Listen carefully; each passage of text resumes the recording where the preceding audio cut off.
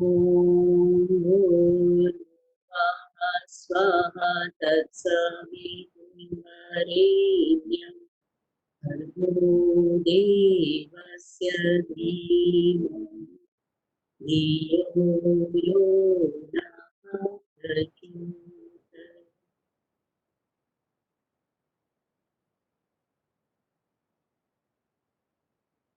हम लोग का जो विषय है वो बेसिकली आध्यात्मिक जीवन शैली।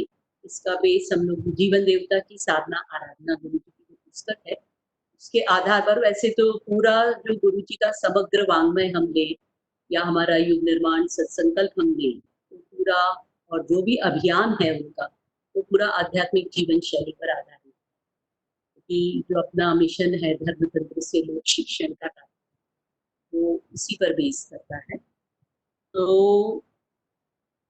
इस बात को जो गुरुजी ने कहा है, खास करके जीवन देवता की साधना आराधना में, उन्होंने कहा है कि, और एक पुस्तक है उनकी, और साधना में प्राण आ जाए तो कमाल हो जाए। ये दोनों पुस्तकों पे भी हम ध्यान दें, और जहाँ-जहाँ उन्होंने जो-जो बातें कही हैं उस पे भी पूरा ध्यान दें। तो उन्होंने हमेशा ये कहा है कि मात्र भजन करने से, मात्र उपासना करने से काम नहीं बनता। हमें अपनी साधना की भी आवश्यकता है, आराधना की भी आवश्यकता है।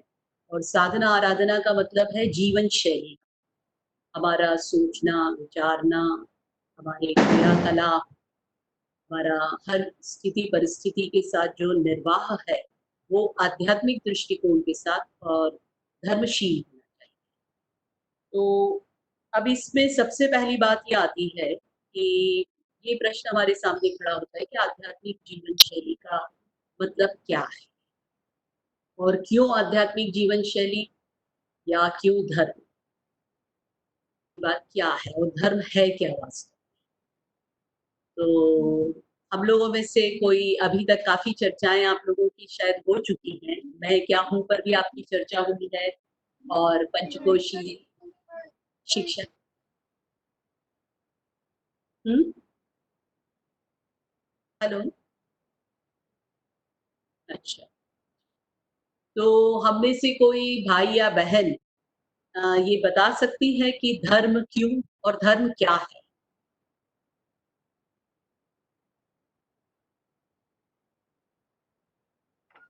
यदि जहाँ तक जानकारी है कि अपने कर्तव्य का पालन, कर्तव्य ही धर्म है।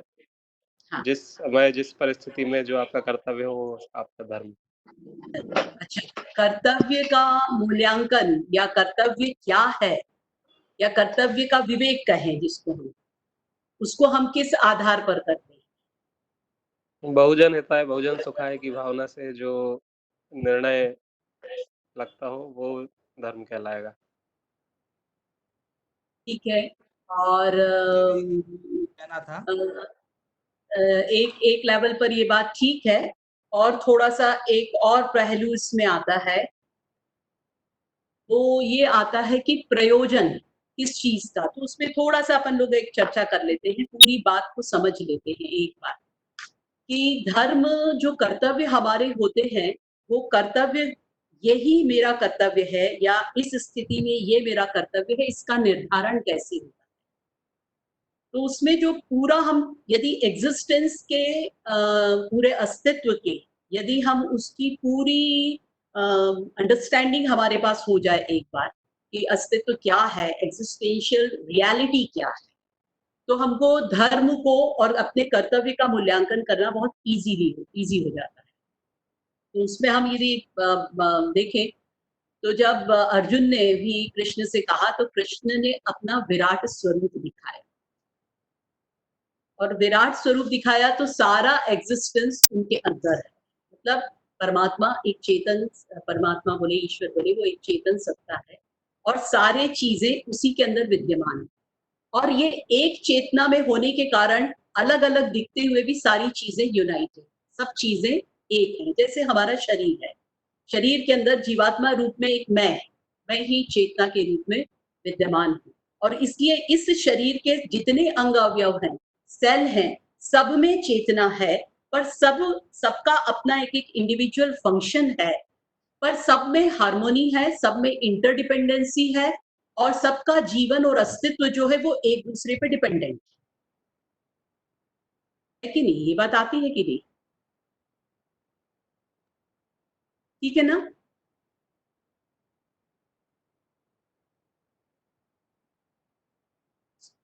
रोहित भैया, हेलो रोहित भैया। जी।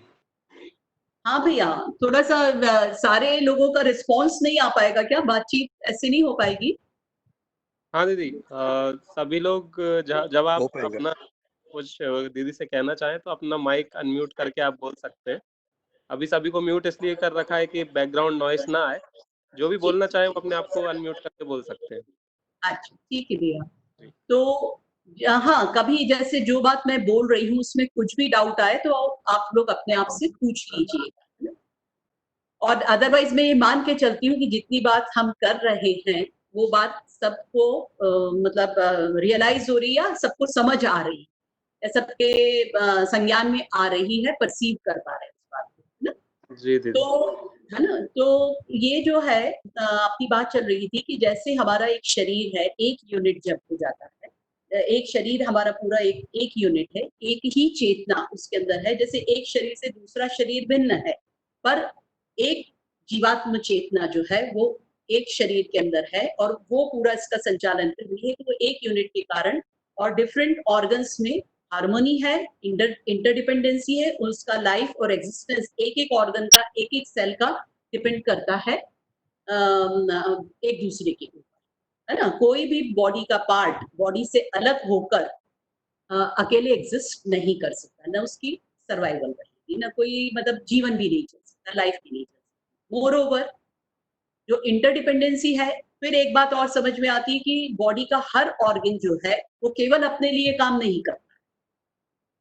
भोजन यदि करा गया है तो पूरे शरीर को होगा, हाथ यदि कुछ कर रहा है काम, यदि कहीं से भोजन ला रहा है तो मुंह को देगा, और फिर मुंह उसको अपने तक सीमित नहीं रखेगा बॉडी में, नहीं तो फिर मुंह अपना एग्जिस्टेंस और हाथ भी अपना एग्जिस्टेंस नहीं बचा सकता। तो इस प्रकार की डिपेंडेंसी यही हमारे इस विराट सृष्टि के साथ है, जिसको हम बहुत अच्छे से देख सकते हैं। अभी हम कहीं पर भी यदि क्राइसिस क्रिएट होता है, किसी भी एक पक्ष पर, किसी भी एक फैकल्टी पर, किसी भी एक घटक पर सृष्टि के यदि कोई क्राइसिस क्रिएट होता है या उसकी लाइफ और एग्जिस्टेंस को इफेक्ट होता है, तो रेस्ट ऑफ द पार्ट्स भी उससे अफेक्टेड होते हैं। इसको हम देख सकते हैं।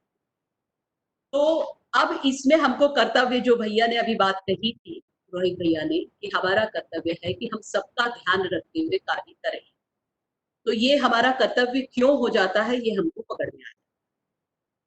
सेकेंड थिंग, एक बात ये और अच्छे से हम यदि बॉडी के लिए ऑर्गन्स पे ध्यान दें तो ये आता है कि जैसे आंख है, आंख का एक स्वरूप है और उसका एक स्वभाव है, और वो स्वरूप और वो स्वभाव उसको एक पर्टिकुलर टास्क के लिए दिया गया है, उसका एक प्रयोजन है बॉडी के। ऐसे ही इस पूरी सृष्टि में यदि हम थोड़ा भी ध्यान दें तो हम मोटे मोटे तौर से हर एक चीज का, हर घटक का, उसका स्वरूप, उसके स्वभाव को मोटा मोटा पकड़ सकते हैं और उसके प्रयोजन को। इसलिए कर्तव्य की श्रेणी में हमारा केवल सबका ध्यान रखना ही नहीं, कर्तव्य भी हमारा उस जो प्रयोजन के लिए जो कार्य है, जो टास्क है, वो काम उसको पूरा करके, मतलब उसी को लक्ष्य करके होना चाहिए। ये भी एक बहुत जरूरी चीज है ना? जैसे अब उदाहरण के लिए भोजन करना है, हमको भोजन बना रहे हैं, हम शरीर के साथ का निर्वाह है, हमारा भोजन है, भोजन हम कर रहे हैं, तो भोजन में हम कैसे, कर्तव्य हमारा क्या हो जाएगा कि भोजन हमारा स्वास्थ्य के लिए हो, शरीर को संरक्षण पोषण देने वाला हो, और इस बात को ध्यान में रख के पकाया जाए कि उसमें minimum resources, minimum energy loss और मैक्सिमम, है ना? तो इस बात को ध्यान में, तो इसमें सबका ध्यान रखते हुए अब ये जब हम इस तरीके से एक अपने भोजन बनाने का ही काम कर रहे हैं, जिसमें रिसोर्स मैनेजमेंट के लिए हमारा ध्यान है, इको फ्रेंडली होना चाहिए हमारी चीज, एनर्जी का कंजर्वेशन होना चाहिए, और स्वास्थ्य को ध्यान में रखते, तो ये पूरा हमारा देखा जाए तो एक कर्तव्य, एक यज्ञ होता है। तो इस सारे कर्तव्य को ध्यान में, अब ये पकड़ में आ रहा है कि धर्म और कर्तव्य, धर्म इसीलिए बोलते हैं, एक जो एक और डेफिनेशन आती है धर्म की, धार्यति इति धर्म, या धर्म को रीत भी बोलते हैं, विधान भी बोला जाता है सृष्टि का। तो अब ये पकड़ में आ रहा है कि सृष्टि का विधान ये है कि हर एक चीज का सुनिश्चित स्वरूप है, स्वभाव है, उसका प्रयोजन है, और यहाँ पूरी एग्जिस्टेंस और लाइफ एक दूसरे के रिलेटेड है, एक दूसरे पर इंटरडिपेंडेंट है, एक दूसरे के लिए आदान प्रदान में काम करती है। कोई भी चीज केवल एक व्यक्ति के लिए या कोई एक घटक के लिए या कोई एक यूनिट के लिए नहीं है, वो सबको अफेक्ट कर रहा है और दूसरों को भी उसका मतलब दूसरों को ध्यान में रखकर वो काम होना चाहिए। तो ये चूंकि विधान है, ये एक एग्जिस्टेंशियल रियलिटी है और इसके अकॉर्डिंग हमारा हर टास्क, हमारे कर्तव्य भी इसी के बेस पर निर्धारित। तो अब ये बात आती है कि अभी अपन ने बात करी कि अब मोटा मोटा हम हमको ये समझ आते कि अब पूरी चीजों को हम कैसे समझें, हर हर मोमेंट पे हम कैसे करें। तो आप यदि मोटे मोटे तौर से भी हम देखें तो हम किन किन परिस्थितियों में रहते, हर स्थिति परिस्थिति में हमें सबका ध्यान रखते हुए और जो प्रयोजन है उसका ध्यान रखते हुए कर्तव्य करना है ना। अब इसमें बात आती है कि हर स्थिति परिस्थिति का ज्ञान हमको कैसे हो। तो यदि हम बहुत मोटे मोटे तौर से देखें तो हम केवल 6 परिस्थितियों में जीते हैं, केवल 6 परिस्थितियां हमारे सामने होती। एक होती है मैं स्वयं, इसको हम जीवात्मा बोलते हैं, जो आपका मैं क्या हूं में हो चुका है ना, जो हमारा सूक्ष्म शरीर, कारण शरीर और आत्मा चेतन सत्ता। तो वो एक मैं स्वयं में एक स्थिति है, एक परिस्थिति है, एक है, केवल मैं के साथ भी मैं रहती हूँ, फिर मैं शरीर के साथ रहती हूँ, फिर मैं परिवार के साथ रहती हूँ, मैं समाज में रहती हूँ, मैं प्रकृति के साथ हूँ और मैं टोटल एग्जिस्टेंस, टोटलिटी। और हर स्थिति परिस्थिति में एक सुनिश्चित व्यवस्था है। मैं की अपने आप में व्यवस्था क्या है, तो मैं की अपने आप में व्यवस्था, ये मेरा अपना स्वभाव, जो मूल स्वभाव है वो सुख, शांति, संतोष और आनंद, ठीक है ना। ये मेरा अपना स्वभाव है और इसमें स्वयं में स्वीकृत भाव है, सभी को ये स्वीकृत है और यही मेरा स्वभाव है और मुझे ऐसे ही जीने का पूरा अधिकार है और मुझे ऐसा ही जीना चाहिए यदि मैं वास्तव में अपने आप में हूं। सुख, शांति, संतोष और आनंद। अब ये सुख, शांति, संतोष और आनंद कब मिलेगा, इस पर आपकी मैं क्या हूं में चर्चा हो चुकी है। रोहित भैया, कंप्लीट हो चुका है ये काम? जी दीदी। है ना जी। तो हाँ, तो थोड़ा सा आप मुझे बता पाएंगे कि सुख, शांति, संतोष और आनंद में मैं कैसे जी सकती हूँ?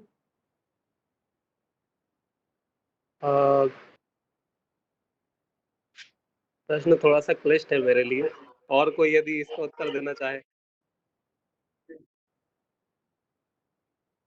मैं जवाब देना चाहूंगा कि बिना सुख के बिना शायद, मतलब ये मेरा अभी जो आपने समझाया उसी से मैं समझ पाया कि सुख के बिना शायद जी सकते हैं मगर शांति के बिना नहीं जी सकते। आनंद के बिना तो छटपटाते ही रहते हुए पूरे जीवन निकल जाएगा। तो आनंद भी जरूरी है, शांति भी जरूरी है, और उसके साथ वो तभी शायद हो पाएगा जब हम कर्तव्य पथ पे चल रहे होंगे शायद। हाँ भैया, बात एकदम सही है। थोड़ा सा इसको अपन जब मैं क्या हूँ कि अपनी जब चर्चा हुई थी तो उसमें भैया ने आपको अंतःकरण चतुष्टय की बात कही, शरीर का मतलब आया कि शरीर से हमारा क्या संबंध, सूक्ष्म शरीर की क्या स्थिति है। तो हम जो सुख, शांति, संतोष और आनंद का अनुभव करते हैं सूक्ष्म शरीर के स्तर पे, है ना। तो आत्मा का प्रकाश, आत्मा चेतन सत्ता है, उसके प्रकाश वही हमारा ज्ञानपूर्ण है। जब बुद्धि, उसका बोध, मतलब आत्मा परमात्मा की एक रूपता का अनुभव जब बुद्धि के बोध में आता है और उसके आधार पर उसके ज्ञान को सीधे सीधे उससे जो अपन धियो यो नः प्रचोदयात् भी कहते हैं ना, बुद्धि को आत्मा की ओर, तो बुद्धि हमारी आत्मा की अनुगामिनी बने, क्योंकि आत्मा ज्ञान स्वरूप है, सारा ज्ञान उसके पास मौजूद है, बिकॉज वो पूरी चेतना है और चेतना ही ज्ञान है और वो कहीं से भी कनेक्ट हो सकती है। वो मीन्स एक्चुअली तो वो ऑल टाइम कनेक्शन में, ऑल टाइम सबसे कनेक्शन में, है ना। तो इसलिए बुद्धि जब उसकी अनुगामिनी, तो बुद्धि जिस पे भी फोकस करेगी उसके संदर्भ में ज्ञान उसको आराम से मिल सकता है ना। एक बात ये हुई। तो जब आत्मा के ज्ञान को, और रियल एग्जिस्टेंस, रियल जिसको हम बोलते हैं रियलिटी, रियल ज्ञान जिसको बोलते हैं, वो हमको प्राप्त हो सकता है। अभी हम बुद्धि जो रहती है वो यदि हमारे मन के अनुसार या शरीर बोध में या अंतःकरण के बोध के साथ कि मैं मन हूँ, मैं जो हम लोग की जो विचारों के साथ जो बॉन्डिंग हो जाती है, हमारी जो संस्कारों के साथ बॉन्डिंग हो जाती है, हमारी जो गुणात्मक बॉन्डिंग्स हो जाती है ना, कि हम अपने आप को यही मानने लगते हैं कि मैं साहस, साहस मेरे अंदर मौजूद है, ये बात न होकर, या मेरे मेरे में साहस है नहीं होकर मैं साहसी, है ना, या मेरा विचार नहीं होकर वो विचार इतना है कि उस विचार का कोई काट करे तो हमको तकलीफ होने लग जाती है कि मेरे विचार को एकदम थ्रेटन्ड हम फील करते हैं अपने आप को, कि मेरे विचार को काट दिया। सबसे बड़ी बात चली जाने, दूसरा कोई काटे वो बात अलग होती है, जब हमारे अपने विश्वास, हमारे अपने विचार जब टूटते हैं, ढहते हैं, तो आप देखिए एक बार हम भयभीत हो, आदमी शायद दूसरे को फेस करने में इतना नहीं जितना खुद के अंदर में, जब उसकी जो इमेजेस, उसके अंदर जो मान्यताएं हैं वो जब ध्वस्त होती हैं, तो ऐसा लगता है कि जैसे किसी ने चीर-फाड़ करके धरती की बॉडी में जो चीर-फाड़ होती है, वो जब अंतःकरण की चीर-फाड़ जिसको बोल सकते हैं, उस प्रकार का कार्यक्रम होगा। तो क्या है, ये हमारी बॉन्डेजेस होती हैं सारी। तो कहने का मतलब ये है कि जब हम बुद्धि को मन से, अंतःकरण से या शरीर से जोड़ कर रखते हैं, तो फिर उसकी जो वो उनकी जो प्रायोरिटीज होती है उसके अनुसार बुद्धि के निर्णय, है ना। जबकि आत्मा की अनुगामिनी यदि बुद्धि रहेगी, जो टोटल एग्जिस्टेंस के साथ एकात्म है ना, तो वो जब उसके उसके आधार पर जब निर्णय लेगी, उसके ज्ञान को परसीव करके जब निर्णय लेगी, तो उसका ज्ञान एक तो एकदम रियलिटी बेस्ड होगा। इस कर्तव्य को अभी अपन बात कर रहे थे कि जो प्रयोजन और सबको ध्यान में रखता है ना, और एक बिल्कुल रियलिटी को ध्यान में रखता है, उसको अपन बोलते हैं, शायद हो सकता है भैया ने आपको बताया भी हो, एक मनः सृष्टि होती है और एक ईश्वरीय सृष्टि, है ना। जिस एग्जिस्टेंशियल रियलिटी की मैं बात करी, वो ईश्वरीय सृष्टि की बात करी, जो एक विधान, जो एक सृष्टि का पूरा बना हुआ है, और मनः सृष्टि जो मेरी अपनी सृष्टि है, जो मेरे अपने संस्कार, स्वभाव और मान्यताओं पर आधारित, अपनी समझ पर आधारित मेरी एक मान्यता। कई बार आप देखिए चीजों को हम वैसा परसीव नहीं करते जैसी चीजें होती हैं, चीजों को हम अपने दृष्टिकोण से परसीव, है ना, तो ये मेरी सृष्टि हो जाती है। तो जो ईश्वरीय सृष्टि है, ईश्वरीय सृष्टि का ज्ञान चूंकि आत्मा के पास है, और उसके आधार पर जब बुद्धि निर्णय करेगी, तो जो मेरा पार्ट है इस सृष्टि में, मेरी जो भागीदारी है, जो मेरी अपनी लाइफ और एग्जिस्टेंस को ध्यान में रखकर पूरी सृष्टि के साथ की भागीदारी, और मेरे अपने सर्वाइवल के, है ना, मेरे अपने एक्सप्रेशन के लिए, मेरे अपने लाइफ के लिए जो जरूरी, वो सब कुछ एक साथ। तो हम अपने कर्तव्य को और और विवेक संबद्ध निर्णय, औचित्य और अनुचित, वो सत और असत के आधार, तो सत्य का ज्ञान हमको आत्मा से, है ना, और उसके आधार पर जो विवेक होगा, रियलिटी बेस्ड होगा, और फिर वो देश काल का भी विभाजन कर पाएगा, क्योंकि टोटलिटी में, इस टाइम फ्रेम में, इस स्पेस में क्या चीज बनती है, यहाँ से टोटलिटी को कैसे अफेक्ट होना है, या टोटलिटी से ये चीज कैसे अफेक्टेड हो रही है, तो वो वहां पर भी किसी देश काल के पर आधारित भी निर्णय उसी से, तो विवेक पूरा तब जाता है। और इसको देख पाना, तो जो आत्मा के ज्ञान का बुद्धि में जो बोध आया है ना, उसी को अपन प्रज्ञा बोलते हैं, यानी जो ज्ञान चक्षु है जिसको हम बोलते हैं, उसको ही प्रज्ञा का, और उसके आधार पर फिर जो हम निर्णय लेते हैं सही और गलत का, उचित और अनुचित का, सत और असत के आधार पर हम निर्णय लेते हैं, वो विवेक, और उसके बेस पर फिर हम अपने कर्तव्य का पालन। तो अब ये बात तो एक ये मैं की जो व्यवस्था बता रही हूँ। अब जब इसके आधार पर हमने जो निर्णय लिया है, इसी के आधार पर मेरे चित्त के संस्कार, यदि मेरी कमिटमेंट, मेरी आइडेंटिटी इस और जैसे जैसे शिफ्ट होती जाती है आत्मा और बोध के लेवल पर जब जाती है, तो मैं अपने पूरे एग्जिस्टेंस को, पूरे मैं पने को समझ पाती हूँ, देख पाती हूँ। अब इसमें क्या होता है, चित्त जो है, हमने बात को पकड़ लिया, पर क्या ऐसा संभव हो पाता है कि जो बात हमारे को वाकई समझ में आ गई, उसको हम पूरा पूरा जी पाए। ऐसा कई बार हम सब महसूस करते हैं कि नहीं होता। जैसे ही हम जीने के क्रम में जाते हैं, व्यवहार के क्रम में जाते हैं, जब तक अवेयरनेस है तो शायद हम कुछ जी भी लें कमिटमेंट के साथ, पर हम देखते हैं कि या तो कहीं मन में विरोध खड़ा हो रहा है, या कहीं चित्त में कोई विरोध खड़ा, या बहुत स्पॉन्टेनियसली जब हम जा रहे हैं तो हमको अवेयरनेस जब नहीं है तो हम वो कर जाते हैं जो हमने सोचा नहीं था, है ना? वहां पर हमारा संस्कार कोई ना कोई वर्कआउट करता है। जैसे ही हम स्पॉन्टेनियसली वर्क करने जाते हैं तो संस्कारों का इन्वॉल्वमेंट होता है, ठीक है ना? तो इसके लिए ही कहा जाता है ध्यान की जो हमारी प्रक्रिया है, गुरु जी ने जो साधना की प्रक्रिया बोली है, जो आत्मबोध, तत्वबोध, मनन और भजन, ये सारी जो प्रक्रियाएं हैं, ये हमारी अवेयरनेस को बढ़ाने की, चित्त को शुद्ध करने के लिए, है ना? चित्त की अशुद्धियां क्या है? विपरीत भाव। जितने विपरीत भाव, जो रियलिटी है उससे विपरीत हमारे जितने भाव बने हुए हैं, है ना? जो वास्तविकता है उससे जो अलग बातें जितनी बनी हुई है, वो सब हमारे चित्त के विकार कहलाते हैं, या वही मल है ना? जो हम जब रियलिटी पर खड़े होने की कोशिश करते हैं तो उसमें उसी मल के कारण विक्षेप आ जाता है, उसको धड़ से खींच देना, कहीं और ले जाना, ठीक है ना? तो अभी हम क्या करते हैं, जो हम जब ध्यान करते हैं, उपासना करते हैं, साधना करते हैं, देखिए उपासना बहुत महत्वपूर्ण है। हम उससे 2 चीजें, उपासना से बोले, ध्यान से बोले, जब से बोले, हमारे अंदर 2 चीजें होती हैं। एक तो हमारा माइंड सेटल होता जाता है ना? जब अच्छे से एकाग्र होकर हम ध्यान करते हैं, माइंड खूब सेटल होता है, फोकसिंग बढ़ती है। दूसरी चीज दृष्टापात, रिश्ता जो है हमारा वो प्रबल होता है। हमारी सारी जिस अवेयरनेस की बात अपन कर रहे हैं, वो पूरा दृष्टा का प्रबल है, वॉचफुल एटीट्यूड, अवेयरनेस। एक होती है कॉन्शियसनेस और एक होती है अवेयरनेस। इन दोनों में थोड़ा सा डिफरेंस आ जाता है। कॉन्शियस में एक्शन यानी कर्ता भी इन्वॉल्व है, और अवेयरनेस में दृष्टा की प्रबलता है, जो देख रहा है, जो जान रहा है, जो अवेयर है। सिंपली जानने का मुद्दा भी नहीं, जानना भी एक एक्शन होगी। अवेयर मतलब जिसके संज्ञान में सारा कुछ आ रहा, दैट अवेयरनेस। तो उस अवेयरनेस को बढ़ाना। अब देखिए, जब हम ध्यान करते हैं तो अपने टोटल बीइंग के प्रति अवेयर होते हैं। माइंड जितना सेटल होता जाता है, हम विचार भी पकड़ने लगते हैं, अपने भाव भी पकड़ने लगते हैं। कोई हमारे मन में हमने कोई निर्णय किया है तो हमारे संस्कार जो उद्भूत हो रहे हैं वो भी हमको दिखने लग जाते हैं। अभी हम क्या हो रहा था, इससे पहले हम विक्टिम हो जाते थे संस्कारों के।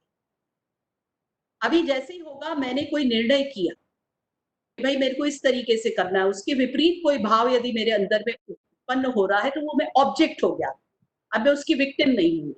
इसीलिए उपासना के साथ साधना का क्रम तो गुरु जी ने जोड़ा है, आत्मबोध की साधना और जो उन्होंने तत्वबोध की साधना, और जी पूरे 24 घंटे की जो साधना की बात करी है उसमें, जिसमें विचार संयम, इंद्रिय संयम, अर्थ संयम, समय संयम, या आप साधना को अपने युग निर्माण सत्संकल्प के आधार पर ले सकते हैं। तो उसमें जो भी आप आत्मबोध के समय पर तय करते हैं, तो आप लोगों को मेरे ख्याल में आत्मबोध तत्वबोध की साधना मालूम होगी, और नहीं तो थोड़ा सा अपन चर्चा कर लेते हैं उसको।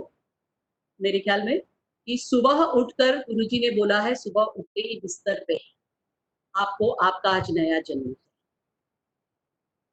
इस बात का ध्यान करना है। और आज का दिन, आज का ही जीवन मेरे पास है, आज का दिन जो है ये पूरा मेरा आज का जीवन है, और इसको मेरे को कैसे बिताना है ना? ये हमारी आत्मबोध की साधना होगी। तो सबसे पहले आप उठे बिस्तर पे आप 2 मिनट के लिए साइलेंट होकर बैठ जाइए। तो आप उस समय देखिए कोई विचार नहीं होता, कुछ नहीं होता।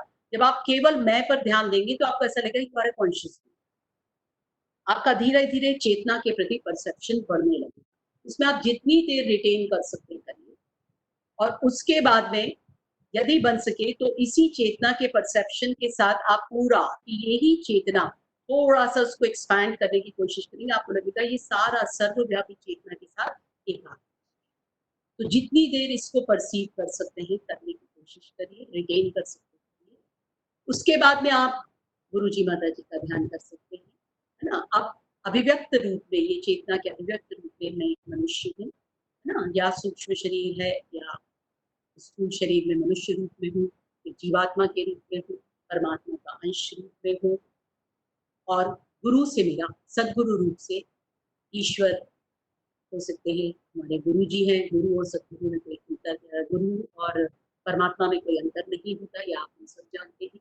उनका ध्यान किया और उनके सानिध्य में अपने आप से कमिटमेंट करो, या उनसे प्रार्थना के रूप में हम कमिटमेंट कर सकते हैं कि मेरा आज का जीवन पूरा इस तरीके से बीतना चाहिए कि मैं आज पूरा जो भी कुछ मेरा जीवन है, मैं उसमें इस प्रकार के विचार रखूं, अपने अपनी विचारणा का, भावना का, अपने चिंतन का, अपने चरित्र का, व्यवहार का, अपने गुणों का पूरा ध्यान दे सकूं कि मेरे हर गुण, हर विचार, हर भाव सद के अनुरूप, सबके प्रति स्नेह प्रेम बना रहे, सब में ईश्वर मौजूद है, ये भाव मेरे अंदर, ये ध्यान मेरे अंदर बना है, सब में परमात्मा है, ये भाव मेरे अंदर बना है।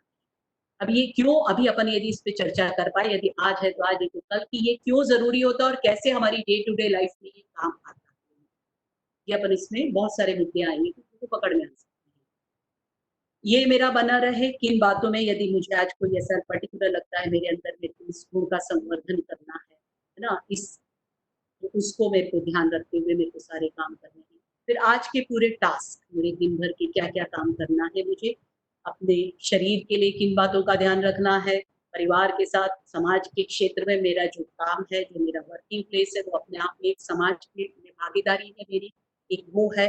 और उसके साथ में किस भाव विचार के साथ मुझे क्या करना है, कैसे करना है, ये सारी पूरी दिनचर्या हमारी। फिर हमने जो एक संस्कारिता संवर्धन के लिए भी जो एक हमारा कार्य चल रहा है, संस्कारिता संवर्धन के लिए, उसके लिए मेरी क्या भागीदारी है, ये पूरा निश्चित। ये आत्मबोध का सुबह का रहता है, 15 से 20 मिनट में काम हो सकता है, यदि हमारे फंडामेंटल क्लियर है ना, कि हमको क्या करना है, कैसे करना है। तो ये हो जाता है। फिर गुरुजी ने कहा था, फिर आप अपना सारे नित्य नैमित्तिक कर्म से निवृत्त होकर आप अपने, जब ध्यान का, भजन का समय आपका जो भी कुछ है, आप उसको दे सकते हैं। वहां पर आप फिर परमात्मा चेतना से जुड़ने का, है ना, और जो भी ये, या तो तीनों शरीर की जो हमारी साधना है उसमें, तो देखिए उसमें भी आप देखेंगे ना, तो कर्ता के साथ दृष्टा का डोमिनेंस है, हम तीनों शरीर से अलग भी हो रहे हो, तीनों शरीर को हम उसमें ये धारणा कर रहे हैं कि भाई शरीर तो मेरा सूक्ष्म शरीर, और सूक्ष्म शरीर के दृष्टा होकर हम सूक्ष्म शरीर पर जो भी धारणाएं कर रहे हैं, ठीक है ना। तो वहां दृष्टा भी है, कर्ता के साथ दृष्टा की प्रबलता बनती जाती है ध्यान में अपने आप, यदि इवन हम क्रियात्मक ध्यान दें, है ना, तो ये हो जाता है। भजन के समय में फिर ये है, हम अच्छी चीजों का भी ध्यान कर सकते हैं, भगवान के गुणों का ध्यान कर सकते हैं, वो आपकी जिसकी जो प्रक्रिया है। हम गायत्री मंत्र कर रहे हैं तो गायत्री मंत्र की अवधारणा में, उसमें सारे देखा जाए तो सद्गुणों का ध्यान, या मूल रूप से हम ये भी कर सकते हैं कि वही चेतना जो मेरे अंदर भी समाहित है, वो चेतना, और उससे ही मेरे तीनों शरीर प्रकाशित हो रहे हैं, पवित्र हो रहे हैं, उसी के अकॉर्डिंग सब कन्वर्ट होते जा रहे हैं, जो अपन गुरु जी की ध्यान रखना, उसका ध्यान करते हुए भी हम गायत्री मंत्र कर सकते हैं। फिर उसके बाद में गुरुजी ने बोला है, बीच में दोपहर के समय में, या कोई भी थोड़ा सा, जब आपका काम का थोड़ा प्रेशर कम होता है, तो 15 मिनट के लिए समय निकालिए। और अभी तक आपने जो सुबह डिसाइड किया था उसके अनुसार काम चल रहा है ना, चला है तो बहुत बढ़िया है, और आगे, और उसको एक बार देख डालिए क्या हुआ कि नहीं चला, कि नहीं चला, और फिर आगे की यदि कहीं कोई कमी रह रही हो, और आगे का प्लानिंग रात तक। फिर रात में आपको पूरा एनालिसिस करना है, क्या क्या कर पाए, क्या क्या नहीं कर पाए तो उसके लिए खुद को भी, परमात्मा को भी धन्यवाद देना है, और सभी को धन्यवाद देना है कि कहीं ना कहीं जाने अनजाने सबका सहयोग मिला है हमको, परोक्ष प्रत्यक्ष रूप से, तो उनको भी धन्यवाद देना है। और जो नहीं कर पाए उस बात के लिए हमको ये करना है कि उसके लिए हमको संकल्प, एक तो उसको गुरु जी के सामने कन्विंस कि आज गुरु जी ये गड़बड़ हो गई, ये चूका है, कल अब इसको मेरे को पूरा करना है, ये अपने आप से सेल्फ कमिटमेंट हम जाना। फिर आज का दिन बिल्कुल निश्चिंत रूप से खत्म। अब आज का जीवन खत्म, एकदम निश्चिंतता के साथ, उनको जैसे मरण मौत, कुछ सोचने की, कुछ करने की बात है ही नहीं, सो जाओ। स्वाध्याय का क्रम इसमें बीच में अपने आप आपको रखना है, क्योंकि स्वाध्याय के बिना हमारा विवेक जागरण संभव नहीं है। हर समय पर हमको कई बार, क्योंकि अभी जैसे अपन ने चर्चा करी कि कर्तव्य, हमने एग्जिस्टेंशियल रियलिटी को जान लिया, सब समझ लिया, सबके समझने के बाद में भी संस्कारों की प्रबलता और मान्यताएं इतनी ज्यादा घर करी हुई होती हैं कि वो बीच बीच में हमारे विवेक को नष्ट करती हैं। और कई बार ऐसे बहुत छोटे-छोटे बिल्कुल हेयर लाइन डिफरेंसेस होते हैं लाइफ में, या कुछ धर्म संकट के क्षण आते हैं। तो उन समय में ये जो स्वाध्याय हम करते हैं, तो हमारे विवेक को बहुत सुदृढ़ बनाता है, पुख्ता बनाता है। हर स्थिति परिस्थिति में किस तरीके से कौन-सी चीज़ विवेक सम्मत होगी, ये हमको ज्ञान कराता है। ऐसे स्वाध्याय तो रेगुलर, ठीक है ना? तो ये सारी बातें करते हैं हम। अब ये तो बात मैं के ही संदर्भ में चल रही है, अभी तो मैं की व्यवस्था है। जब हम ये सारा कुछ करते हैं तो धीरे-धीरे हमारे वो संस्कार जो विवेक सम्मत थे वो डोमिनेंट होते हैं और उनके विपरीत जो संस्कार है वो कम होते जाते हैं। अब इच्छाओं की सीट जो है ना हमारी, वो चित्त ही है। चाहनाएँ थोड़ी अलग होती हैं, चाहनाएँ बहुत मन और इंद्रियों के स्तर पर आ जाती हैं, पर संस्कारों से बहुत जो हमारी जो एक जिसको हम विल बोलते हैं ना, वो ये संस्कार, चित्त ही उसकी सीट है। तो संस्कारों का शोधन इच्छाओं के शोधन के लिए बहुत ज़रूरी है और संतोष का अनुभव हमें तभी होता है जब इच्छाएँ भी रिफाइन हो जाती हैं। तो जितने संस्कार रिफाइन हो जाएँगे उतनी इच्छाएँ हमारी रिफाइन हो जाएँगी। यानी फिर इच्छाएँ भी सद्ज्ञान के प्रकाश में, बोध के प्रकाश में सदिच्छाएँ बनेंगी जो हमें संतोष ही प्रदान करेंगी। क्योंकि जो ईश्वरीय जो सृष्टि है उसके अनुरूप जब हमारी इच्छाएँ होती हैं, तो हमारे को बहुत कम ऐसा होता है कि वो हमारी इच्छा की पूर्ति ना होने, ऐसा ज़्यादा है। तो संतोष होगा और शांति, भई शांति तो भैया ने भी कहा कि शांति सबसे महत्वपूर्ण चीज़ है। उसमें 2 बात आती है।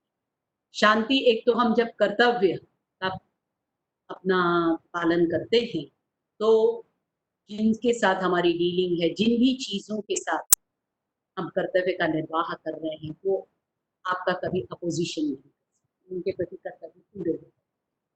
तो वहाँ एक शांति हो जाएगी, एक बात।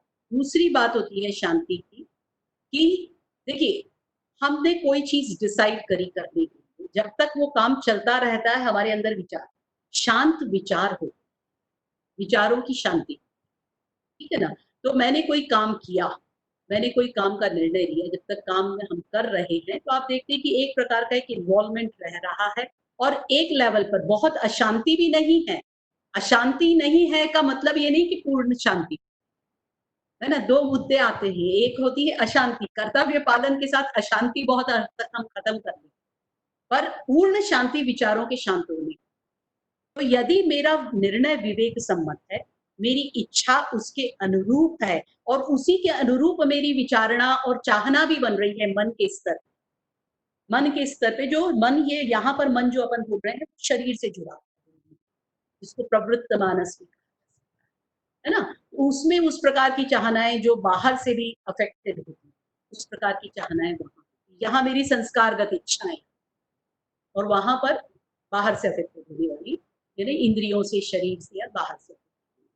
तो यदि सारा ये अलाइनमेंट हो जाता है, तो आप देखेंगे सुख हो गया, वो चाहना पूरी होगी, जो चाहना मेरे सद्ज्ञान के अनुरूप, सदिच्छा के अनुरूप और विवेक के सम्मत। यदि मेरा मन वैसा ही प्रवृत्ति की ओर करना चाहा कि भई मुझे तो यही करना है, मन उसके लिए तैयार होगा, तो मन की चाहना पूरी होगी, वो सुखी होगा। चित्त में इच्छा जो है वो संतोष अनुभव करेगी, विचार शांत हो जाएँगे और बुद्धि जो है वो भी शांत होकर और आत्मा का अनुभव, उसका साक्षात्कार करते हुए आनंद उठाएँगे। तो सुख, शांति, संतोष और आनंद, ऐसे में फटाफट आप देखेंगे कि जैसे ही विचार शांत होता है, आप 2 विचारों के बीच में भी 1 सेकंड को स्टिल होइए, तो आपको चेतना का परसेप्शन होगा और आनंद और एकदम शांति की अनुभूति। तो जब ये पूरा ही कार्यक्रम, पूरा मैं जो है, वो इस तरीके से अलाइन होकर एकदम शांत हो जाए, तो आपको चेतना का अनुभव और ज्ञान प्राप्त। तो ज़्यादा से ऐसे ही आपका ये जो एक दिन के अंदर ऐसे बहुत सारे मोमेंट्स आते रहेंगे और फिर ये मोमेंट धीरे-धीरे बढ़कर एक दृढ़ स्थिति इसमें बनेगी व्यक्ति की, जहाँ वो हर क्षण अनुभव भी करता रहता है, बोध करता रहता है, उसी के अनुरूप निर्णय लेता रहता है, सामने भी देखता रहता है, सब कुछ रहता है। इसमें तो जैसा गुरुजी ने मैं क्या हूँ में कहा है कि माया से वो एसोसिएटेड रहता है पर उससे एक लेवल पे ऊपर है। वो स्थिति। तो ये है, अब यदि मैं इस प्रकार से हो गया तो वो शरीर के साथ अपना जिम्मेदारी का निर्वाह पूरा करे, और शरीर के साथ जो जिम्मेदारी का निर्वाह है वही संयम है। इंद्रिय संयम के अंतर्गत वही बात है ना। संयम का मतलब ये है कि अपनी जिम्मेदारी के आधार पर किसी भी चीज का उपयोग, यानी इंद्रियों का इंद्रिय संयम यानी इंद्रियों का सदुपयोग, विवेक के आधार पर इंद्रियों का उपयोग करना, ये इंद्रिय संयम। तो वो अपने आप सधेगा। शरीर के साथ का हमारा निर्वाह, शरीर के प्रति संरक्षण, पोषण और स्वास्थ्य को ध्यान में रखते हुए हम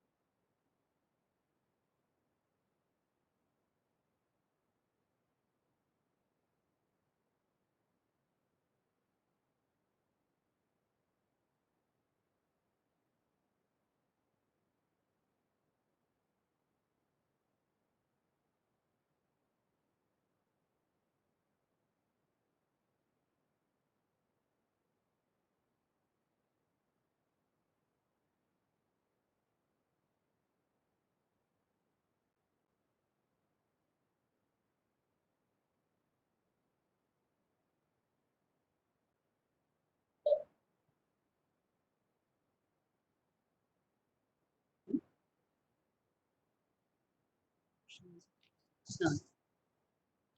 थोड़ा सा रोहित भैया, रोहित भैया। जी दीदी। हाँ भैया, ये बताइए कि परिवार, समाज, प्रकृति की थोड़ा सा ब्रीफ कर दूं या क्वेश्चन आंसर्स अभी ले लें फिर इसको नेक्स्ट ले लें?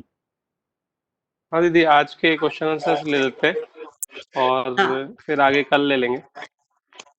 हाँ, ठीक ठीक। दीदी अभी तो लास्ट अब 2 मिनट में कोई आवाज और वीडियो आया नहीं था। यदि आपने कुछ इम्पोर्टेंट बताया होगा तो एक बार उसको रिपीट कर लीजिए, अदरवाइज अभी क्वेश्चन आंसर ले। अभी अभी 2 मिनट ही डिस्कनेक्ट हुआ था। हाँ हाँ, ओके अच्छा, ओके, फिर ठीक है। मतलब ठीक शरीर है। की शरीर के साथ की व्यवस्था तक में बात हो गई थी, वो तो क्लियर हो गया था ना। जी जी। हाँ, तो वहां का है परिवार का मैं बताने जा रही थी पर उसमें डिस्कनेक्ट हो गया। Okay okay. तो अब हम लोग क्वेश्चन आंसर सेशन स्टार्ट करते हैं। जिन भी भाई बहनों को कोई प्रश्न हो वो अपने आप को अनम्यूट करके दीदी से पूछ सकते हैं। जी भैया प्रणाम, जय गुरुदेव। दीदी प्रणाम, जय गुरुदेव। एक प्रश्न था। ये तो बहुत अच्छी बात है कि कभी हमारे जीवन में पल आते हैं कुछ, जब हम आनंददायक स्थिति में आ जाते हैं। संभव हो कि प्रतिदिन ऐसे पल आए, लेकिन उसमें भी तो इच्छा शेष रह जाती है ना, कि उस आनंद से हम निकलना नहीं चाहते हैं। माना कि आत्मा प्रतिबिंबित हो रही है, चेतना का प्रकाश रिफ्लेक्ट हो रहा है, जिसकी वजह से वो आनंद हमें आ रहा है, लेकिन इच्छा तो वहां भी सेम रह जाती है ना। तो यदि हम स्व में प्रकाशित महसूस कर रहे हैं या आनंददायक स्थिति है, तो फिर इच्छा समाप्त होनी चाहिए ना, लेकिन आनंद में बने रहने की इच्छा रह जाती है, ऐसा क्यों? नहीं, आनंद में बने रहने की इच्छा ये इसलिए रह जा रही है भैया दीदी कि ये जो मन मन एक्चुअली क्या होता है ना, उससे पहले हम इतने क्लेश का और इतने क्लेश का अनुभव और इतनी अशांति का अनुभव करते हैं कि हमको लगता है कि मतलब ये जो स्थिति है ये बेस्ट है ना। अब क्या होता है कि मतलब जब पहली बार आपको ऐसा अनुभव होगा तो आपको लगेगा कि हम उसी स्थिति में रहें, है ना, एक लंबे समय भी रह सकते, पर ऐसा संभव नहीं है क्योंकि नेचर आपका जो वास्तविक स्वभाव है वो आपको एक्सप्रेशन में लाएगा। धीरे-धीरे क्या स्थिति आने लगती है कि आप एक आनंद की एक सतत अनुभूति करते हैं। एक जो हमको आनंद होता है, एक विशेष आनंद होता है। जब हम एक समाधि की स्थिति में जाते हैं और एक विशेष आनंद की अनुभूति हमको होती है। उसमें क्या होता है कि मन का रस भी हमने उसमें जोड़ दिया। ये एक समस्या हमारे सामने खड़ी हो जाती है। इसलिए साधना के क्रम में ये कहा जाता है कि किसी भी चीज़ के लिए रस पैदा ना हो। यानी साधना में भी जो अनुभूतियों का रस हो जाता है ना, वो गड़बड़ है। वो बेसिकली देखा जाए तो एक प्रकार का ऑब्स्ट्रक्शन है। आनंद जब तक बिल्कुल सहज नहीं हो जाता, यदि कोई आनंद का विशेष स्वरूप रह रहा है, तो वो भी एक जिसको हम बोलते हैं ना, एक समता की स्थिति नहीं बन रही। तो जब हमको इस बात का ज्ञान होता है कि ये हमारा अल्टीमेट नहीं है, अल्टीमेट स्थिति तो ये है कि एक समभाव में एक सहज आनंद के साथ, है ना, एक विशेष आनंद के साथ के एक सहज आनंद के साथ हम पूरे संतुलित होकर, पूरे सिंक्रोनाइज होकर, पूरे हार्मोनाइज होकर, पूरे एग्जिस्टेंस के साथ एक साथ जी सकते। तब जीने के क्रम में केवल एक अनुभूति के रूप में आनंद की अनुभूति नहीं, जीवन के प्रवाह के रूप में आनंद की अनुभूति, ये हमारा अल्टीमेट सोर्स है और वो बना रहता है। उसमें कोई दिक्कत नहीं होती। वो हमारा मूल स्वभाव है। इसलिए वो यदि यदि वैसी इच्छा आ रही है कि सहज में आनंद में बना रहे और हम पूरी एग्जिस्टेंस के साथ एक रूप में रहें, है ना, एक साथ होते हुए, सबके साथ आनंद की अनुभूति करते हुए, सबके साथ प्रेम का अनुभव करते हुए, वो हम यदि जी रहे हैं, तो वो तो एक सहज अवस्था है हमारी, उसमें कोई दिक्कत नहीं। पर किसी विशेष आनंद की विशेष अनुभूति का जो रस है, वो गड़बड़ है। वो कहीं मन फँस रहा है उस स्थिति, वो स्थिति विशेष हो गई। हर स्थिति के साथ की स्थिति नहीं बनी, वो एक समता की स्थिति नहीं आई। उसमें अभी वक़्त लगेगा। वो थोड़ा मैच्योरिटी के साथ, मैच्योराइज़ेशन के साथ और जब सारी चीज़ें हार्मनी में आ जाती हैं, तब वो अपने आप, तो फिर ये मामला खत्म हो जाता है, विशेष का महत्व खत्म हो जाता जी दी, है। अच्छा, तो एक जी जी जी, बोलिए आप। दी, तो मान लेते हैं यदि वैसी अनुभूतियां अभी हो, जैसे ध्यान में ही बैठे हम और आनंद की अनुभूति होने लगे और उसी में रहने की इच्छा हो, उससे निकलने की इच्छा शेष न रहे, तो ये मान सकते हैं कि ये प्रथम सोपान है। और जिस तरह से शीशा को साफ करने पर, कहने का ये मतलब कि पानी में गंदगी है और फिल्टर डाल के हम उस गंदगी को नीचे बैठा देंगे और लास्ट में वो फिटकरी जिसको हम गंदगी साफ करने के लिए डाले हैं, वो भी लास्ट में नीचे बैठ जाएगी। तो ये इच्छा इसी प्रकार से एक बार संपूर्ण आनंद में बदल जाएगी, ऐसा क्या मान सकते हैं? नहीं, इच्छा संपूर्ण आनंद में नहीं बदलती है। इच्छा संपूर्ण आनंद में मतलब यानी संपूर्ण आनंद नहीं, सहज आनंद बोला जाता है ना। संपूर्णता के साथ आनंद में इच्छा बदल जाने का क्या मतलब हुआ कि फिर केवल आनंद की अनुभूति कर रहे हैं, बाकी कुछ भी नहीं। मतलब निर्विकल्प समाधि में हजारों हजार साल लोग बैठे रहते हैं, है ना। ये वैसी स्थिति फिर वैसी कोई अपेक्षा बन जाना, ये मुद्दा नहीं है। वहां पर एक्चुअली देखा जाए ना तो ऐसी स्थिति ही नहीं आती, इतना सहज सारा कुछ रहता है कि आपको आनंद कोई विशेष रूप से अनुभूत नहीं होता, पर आनंद होता है, क्योंकि कोई दुख नहीं है। इसीलिए वेदांत ग्रंथों में भी ये बहुत अच्छे से कहा गया है कि दुख का नाश, राग द्वेष, गुरुजी ने भी ये बात कही है कि राग द्वेष और जितने विकार हैं, इनसे मुक्ति ही वास्तविक आनंद है, वास्तविक सुख है, वास्तविक शांति है, संतोष और आनंद।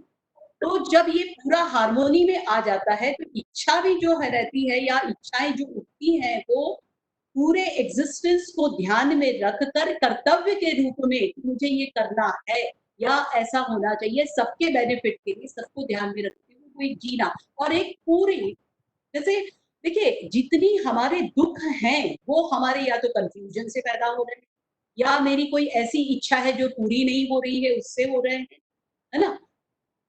तो यहाँ पर इच्छा में, समाधान में, विवेक में और चाहना में कोई भेद नहीं रह जाता। तो एक एक एक रस होकर एक आनंद की अनुभूति भी बनी रहती है, क्योंकि आनंद को कट ऑफ करने वाला कोई नहीं। आनंद मेरा बेसिक नेचर, उसमें कोई हर्डल क्रिएट करने वाला नहीं। आनंद मैं कहीं से अचीव नहीं कर रही हूं, आनंद मेरा मूल स्वभाव है। जो आवरण जिस पर आ गए हैं मेरी विकारों के कारण, मेरे विपरीत भावों के कारण, या मेरी विपरीत इच्छाओं के कारण, या मेरी नासमझियों के कारण, ठीक है ना दीदी, तो वो सारे धराशायी हो जाते हैं, वो सब इन सिंक हो जाते हैं, या यूं कहें कि आनंद के अंदर ही आपकी इच्छा भी समाविष्ट हो जाती है। ठीक है ना दी? जी जी, थैंक यू सो मच दी, बहुत बहुत धन्यवाद। जय गुरुदेव, प्रणाम।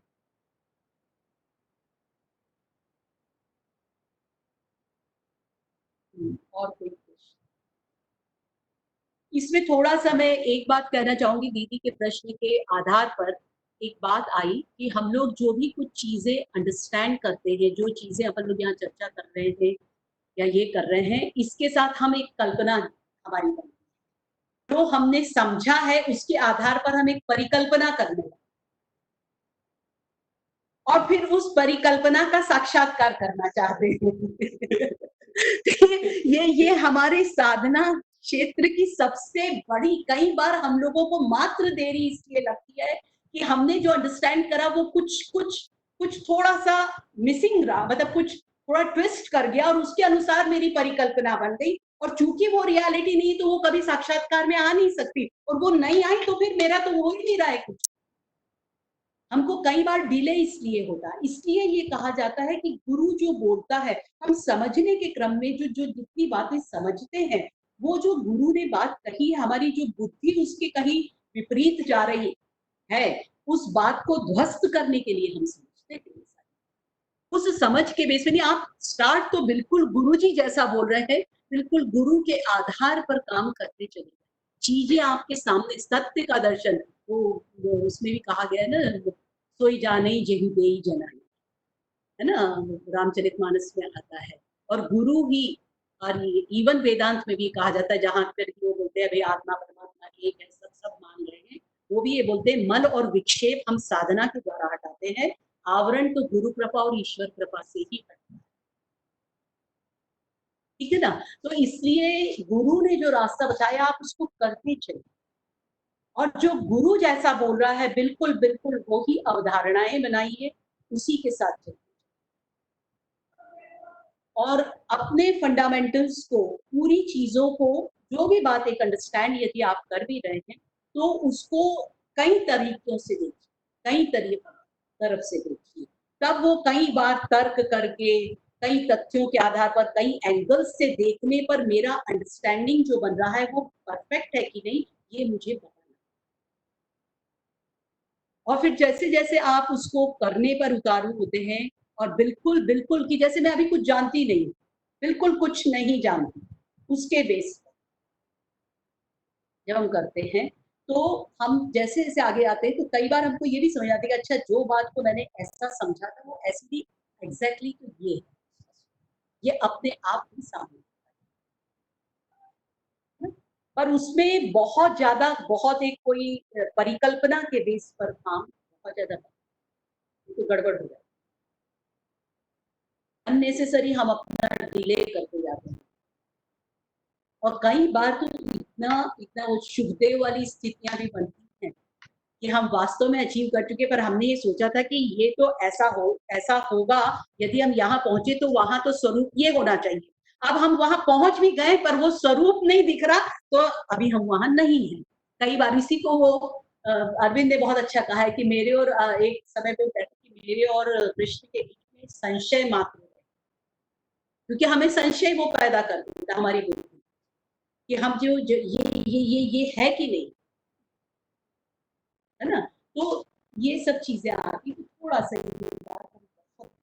बार बार आ रहा है गुरु को साथ ऑल टाइम गुरु जी से कनेक्शन बहुत ज्यादा, और मैं जिससे मेरा मन, मैं जिसके लिए बहुत ज्यादा मेरे मन में इच्छा है और तमन्ना है, कमिटमेंट है, उससे मेरा कनेक्शन होगा। इसीलिए श्रद्धया सत्य प्रति श्रद्धा, सत्य के प्रति श्रद्धा की बात है, वो मेरे अंदर एक कमिटमेंट और उससे कनेक्शन, तो फिर वो अपने आप चीज साधना की पूरी। और कोई प्रश्न? दीदी एक प्रश्न है मेरा, थोड़ा व्यवहारिक है, थोड़े टाइम से उसमें उलझी हूँ, इसलिए आपसे पूछ रहे हैं। जैसे कि हम लोग सब कहते हैं कि हम आत्मस्वरूप है, हमारा ही एक्सटेंशन है हर प्राणी मात्र में। लेकिन जैसे गुरुद्वारे में या शांति कुंज में तो व्यवहारिक डिफरेंस नहीं किया जाता, लेकिन कहीं कहीं देखा गया है कि जैसे जो लोग या तो कह सकते हैं कि हमसे नीचे हैं व्यवहारिक दृष्टि से, मतलब जैसे कि पैसे में, या जिन्हें हम गरीब कहते हैं, ठीक है, उनके साथ थोड़ा अलग व्यवहार किया जाता है। जैसे कि उनके बर्तन अलग होंगे, जैसे हम कहीं देखेंगे उनके घर गए तो उनके बर्तन अलग होंगे या कुछ होगा। तो ये किस एंगल तक सही है या कैसा है, ये समझ नहीं पाती हूँ मैं। देखिए दीदी, जहाँ तक साधना का मुद्दा आता है, हमें बहुत ज्यादा ध्यान तो पहले हमें ये देना है कि साधना के क्रम में मेरा ध्यान अपने ऊपर है, एक बात है ना। दूसरी बात, यदि हमको कोई सपोज ऐसा हो कि कहीं कोई बड़ा व्यक्ति हमको ऐसा, हेलो, हाँ बोलूं मैं आगे? हाँ, तो कहीं कोई बड़ा व्यक्ति हमको कभी ऐसा करता हुआ दिखाई दे सकता है, तो उसमें आप यूं समझिए कि आपके सारे शरीर के अंगों के प्रति आप में आत्मभाव है। क्या आप अपने शरीर के सारे अंगों के साथ एक सा व्यवहार करते हैं? जितनी जोर से हाथ को रगड़ते, आंख को भी उतना ही जोर से रगड़ सकते हैं हम? नहीं दीदी। नहीं। तो क्या है, कभी कोई बड़े व्यक्ति यदि हमको ऐसा करते दिखाई दे रहे हैं, तो हमें ये बहुत अच्छे से समझ में आना चाहिए कि हम जिस दृष्टि से देख रहे हैं, है ना, और वो जिस दृष्टि से, और वो जहां देख रहे हैं, है ना, उनका डायमेंशन, वो किस डायमेंशन पर देख रहे हैं, किस दृष्टि से देख रहे हैं, और क्या कारण है उसके पीछे, वो डेफिनेटली कोई एक अलग ही चीज है। वो ज्यादा बड़े डायमेंशन को देख रहे होंगे, या वो कहीं कोई ऐसी चीज देख रहे होंगे जिसको हम नहीं देख पा रहे हैं, इसलिए उनका है ना। तो हमारी साधना में है, तो हमारी साधना के क्रम में हमें तो हर चीज को सकारात्मकता के नजर से लेना, ठीक है। हाँ, मैं डिफरेंस मेरे मन में किसी कास्ट को लेकर, किसी क्रीड को लेकर, या कोई इस प्रकार का क्लास 3, क्लास 4, क्लास 1, या पैसे के आधार पर हमारे अंदर डिफरेंस नहीं होना चाहिए। ऐसा डिफरेंस किसी के भी अंदर नहीं होना चाहिए, पर ऐसा डिफरेंस कहीं यदि हमको दिख रहा है, तो हो सकता है उसका कारण कोई और हो, और हम ये मान रहे हो कि उसका कारण ये बन रहा है, ठीक है ना, है ना। तो मैं अपने कर्तव्य के प्रति रिस्पॉन्सिबल हूं। मेरी ड्यूटी ये तय करना कि मुझे क्या करना है, ये मेरी जिम्मेदारी, और भगवान ने फ्रीडम ऑफ चॉइस और फ्रीडम ऑफ एक्शन, तो भगवान ने हर व्यक्ति को वरदान के रूप में, परमात्मा ने दे रखा है। तो I am nowhere to decide it, ठीक है ना। पर मैं अपने आप के लिए ये डिसाइड कर सकती हूँ। कोई मेरा फेलो बीइंग है जो सुन सकता है, समझ सकता है, या कहीं वो कर रहा है, मैं उसका ध्यानाकर्षण कर सकती। ध्यानाकर्षण तक मेरी जिम्मेदारी है, उसको फॉलो करना उसकी जिम्मेदारी, वहां मेरा कार्यक्षेत्र खत्म है उसके। तो व्यक्तिगत साधना के क्रम में इस बात को बहुत ध्यान, तो आप देखिए बहुत सारे केओस इसमें खत्म हो जाते हैं, बहुत सारे डीलिंग के हमारे जो संबंधों में कई बार जो अच्छे लोग भी हमको न्याय का, अत्याचार का विरोध और ये विरोध और वो विरोध करके जो बातें आती है, उसमें कितनी हद तक हमको जाना है, कितनी हद को कब और कैसे क्रॉस करना है, क्या नहीं करना है, ये सब बहुत क्लियर डिस्टिंग्विश है ना। तो ये वाला मोटिवेट कर सकते हैं हम, किसी को प्रेरित कर सकते हैं, किसी को ध्यानाकर्षण। हाँ वहीं जी, पे रहा दीदी, जैसे कि हमने किसी उच्च स्तरीय साधक को ऐसा करते देखा, तो अपने मन में तो दीदी अभी इतना तो मतलब साधना नहीं हुई ना कि एकदम समता आ जाए उस चीज को देखते, तो ऐसा आ जाता है मन में कि इन्होंने ऐसा भेदभाव कैसे किया, ये क्यों किया। तो उस थोड़ा सा उस मेरे को नहीं क्लियर हुआ, आप क्या कहना चाह रहे हैं, मैं सॉरी हाँ बट नहीं, तो उसमें उसमें उसमें किसी बड़े साधक को हमने करते हुए ऐसा देखा है, तो हमें ये पहले सोचना चाहिए कि यदि वो ऐसा कर रहे हैं तो हो सकता है कि मैं ये देख रही हूँ वो पैसे के आधार पर कर रहे हूँ, पर उनका इस आधार पर वो कुछ और मूल्यांकन करते हैं। क्योंकि कई बार ये होता है, जैसे आपको हमारे मतलब यहीं पर एक भाई साहब हैं, भाई साहब रहे हैं, तो उन्होंने उनसे हमारी चर्चा हो रही थी, वो एक बार बोले कि मैंने गुरुजी से एक बात बोली कि गुरुजी आप इतना बड़ा युग निर्माण का काम करना चाह रहे हैं, उनको कभी दिखाई दी यहाँ पर ये कमियां हैं, वो कमियां, आप या लोग इतने अच्छे अच्छे स्तर के, मतलब इतने प्रतिभाशाली और ऐसे समझदार लोग भी दुनिया में भरे पड़े हैं, यहाँ कई लोगों में उनको कभी कुछ दिखाई दिया होगा कि भाई अभी तो इनका स्तर इतना नहीं है, क्या इस मामले में करेंगे। उन्होंने बोला कि आपने ऐसे लोग तो कैसे इकट्ठे कर लिए, फिर आप तो युग निर्माण और यहाँ पर ही लोगों में अभी इतनी कमी है, तो कैसे क्या युग निर्माण का काम होगा। तो गुरुजी ने कहा बेटा यदि दुनिया में और सब अच्छे ही लोग होते तो उनके युग निर्माण का काम ही क्यों करना।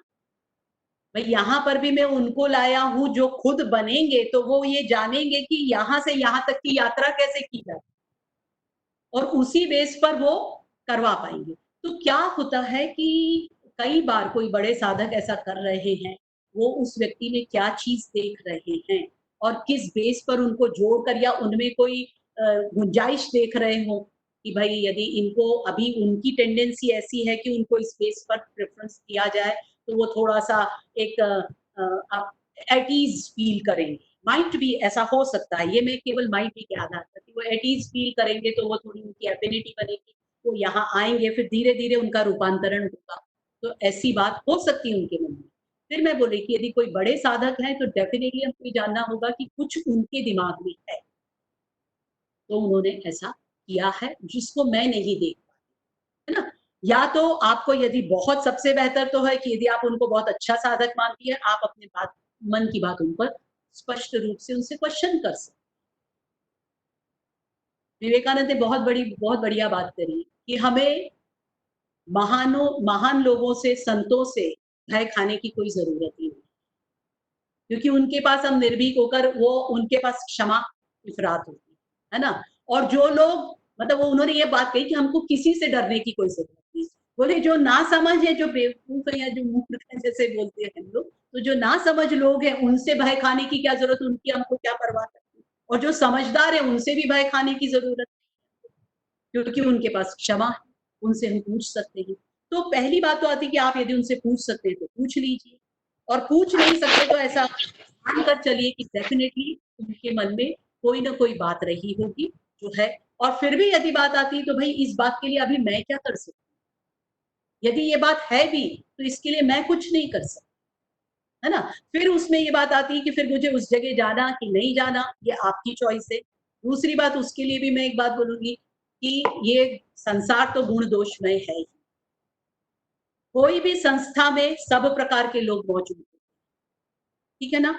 और उसमें हमको साधक के लिए जरूरी है कि कबीर की इस बात को ध्यान रखें कि साधु ऐसा चाहिए जैसा सुख सुभाए सार सार तो गही रहे थोथा देई। हमें अपने ही संस्कारों में से अभी चयन करना है। साधक का कर्तव्य अपने प्रति भी ऐसा है कि उसमें से श्रेष्ठ को, उत्कृष्ट को वो चयन करके उसको डोमिनेट कर ले। बाहर भी उसका यही है कि वहां से सार ग्रहण करे और आत्मसात करे, बाकी गलत चीजों पे ध्यान नहीं दे, क्योंकि इसीलिए शास्त्रों में कहा गया है गलत को देखना भी पाप है। इसलिए आपकी सबसे पहले ड्यूटी तो ये है कि इस बात को रिजॉल्व कर लीजिए, इससे अपने मन को रिजॉल्व कर। जो भी आपके मन में दुविधा आ रही है या तो उस व्यक्ति से पूछ लीजिए, नहीं तो ये मानिए कि वो उनके दिमाग की कोई बात होगी जिसको मैं नहीं समझ पाती। और तीसरी बात कि इसमें जब मैं कुछ नहीं कर सकती, this is not my territory,